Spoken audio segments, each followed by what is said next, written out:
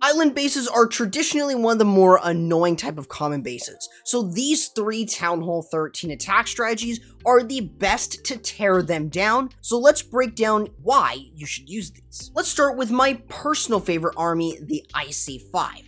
How this strategy works is, for those of you who are unaware, the Ice Golems, Witches, Heroes, and Log Launchers' job is just to remove as many splash buildings as possible. It is a pure spam strategy. The Bats, on the other hand, are just being used on the outside to clear the remainder of point and splash defenses, while also using the free spells that you have. Now that is a general way of looking at the IC5.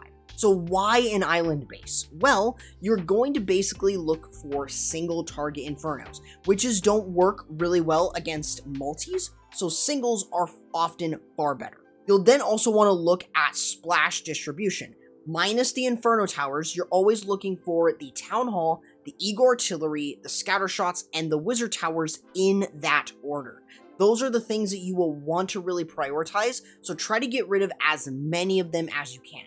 As long as you get rid of the Town Hall and the Eagle Artillery, any other remaining splash buildings should be able to be either frozen over, or you can take those out with your heroes. So when we start off with this attack, the attacker here is just going to spam the Ice Golems, spam the Witches, and of course, he has a baby dragon in order to help create some sort of funnel. That way, what he's able to do is use the Log Launcher with the Barbarian King, the Archer Queen, and the Grand Warden.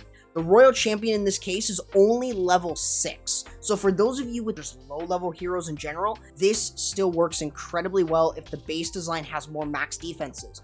You'll always want to use an early Grand Warden ability to protect the Log Launcher. This is an incredibly important thing so you can get towards the core.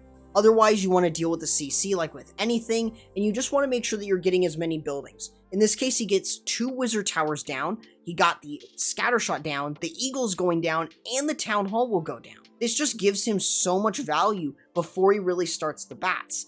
The Royal Champion can go in with your bat spells, so keep that in mind with it, as if you have a low-level Royal Champion, it might be better to just go ahead and use the bats with her, so she provides a lot of coverage and a lot of value. Otherwise, once you get a lot of the splash defenses down, start your bat spells. You'll always want to make sure that you are using the free spells and timing them ever so closely, so that way they do not get hit by the shots from the Wizard Tower. In any case, you got 5 of them, so this is really easy. You're going to be able to use them with the Royal Champion to get huge value since they have very similar pathing, and the reason that the bats just work really well against the island base is it's a ring base. So being able to freeze over the Wizard Towers helps it move through, and more often than not, it will help you get the 3-star. Now, for those of you who are more inclined to use Lavaloon, the Super Archer Blimp Lalo is a fantastic strategy. This is basically similar to the Blizzard, for those of you who are unaware of this, but it uses the Super Archer Blimp. However, you have no spells for the Lalo, so you need a lot of value from that part and the heroes in order to have a simple Lalo that works itself around. So why an island base? Well, you are mainly looking for, since the Town Hall is directly in the core, more often than not, it's a great spot. Also, the base design itself is practically a ring, which is where the Super Archer Blimp works incredibly well if it's not baited. Outside of it, as long as you can remove as many structures, including the Town Hall, luring out the Clan Castle, and of course, allowing your heroes to get a lot more, let's say 2 of the closed off compartments, that's going to give you insane value for when you send the Lalo in. So, this attacker first starts by using a couple balloons, rocket balloons, then using the Lava Hound with the Battle Blimp.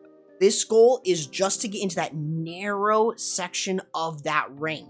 It's going to get amazing value, and it's going to allow him to lure out the Clan Castle and take down as many buildings. That's why you also bring wall breakers in there, but wait for the Super Archers to attack before you deploy your Rage and your clones. That way it allows you to more often than not remove as many buildings as possible. In this case, he removes a lot of that. He removes the core, he opens up a small area of the base, but getting rid of the core of the base makes this Lavaloon much more predictable. What you'll then do is pretty much do this like any Sui hero, where you want to make sure that you are moving in for the probably for something of value moving towards the enemy hero, whether that is the RC or the Queen. In this case, it would be the Royal Champion. So using an Ice Golem, the Barbarian King, the Archer Queen, and the Royal Champion is going to help establish way more value. So removing the Eagle Artillery is really nice, and then that allows you to start the Lalo. He starts the Lalo since the only thing here is the Royal Champion. And while this base isn't 100% max, these are the best replays I could get with an island base, of course, in a more casual war. You're just making sure to send in a couple groups of balloons with that Lava Hound, then of course using a Grand Warden ability to deal with the enemy hero, and then sending in another Lava Hound with a small group, and that way you can still allow yourself to Hound tank for your Lava Loon, and that way they can more easily start moving closer and closer to the air defense, which allows you to more comfortably get the 3-star, especially since you won't really need to worry about a ton of heavy fire. If there are multi-target Infernos, it's going to be a lot easier on your heroes than single-target Infernos, but in any case, you'll want to look for a lot more value. But as long as you bring a good amount of balloons and you're able to protect a large amount of them with the Warden and allow everything to move through, more often than not, they will earn you the 3-star. Make sure you have cleanup with the minions and the lava pups, and you'll be a-okay for the 3-star. Now, last but not least, we have a very popular attack, the Super Wizard Yeti Bat Spell attack. This is pretty much the exact same thing as the IC5, so I'm not really going to repeat myself.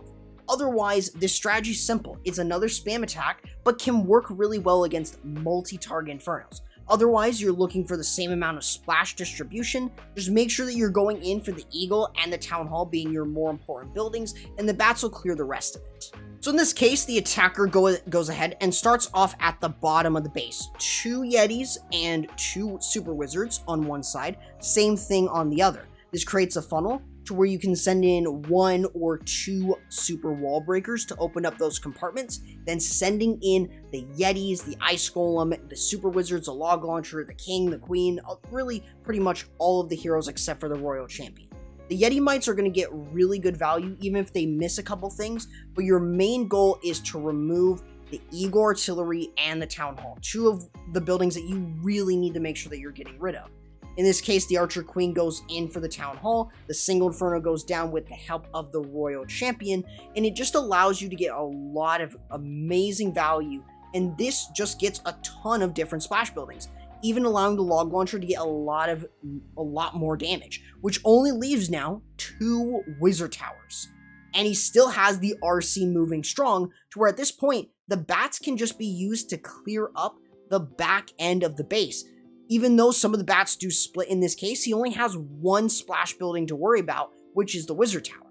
Otherwise, the free spells can more than easily move through. But keep in mind, due to the split, they are going to be very thin. So having the free spells against point defenses is going to be a lot better. But you'll need to make sure that you are aware that a small group of bats can still not get through point defenses because they easily get overwhelmed.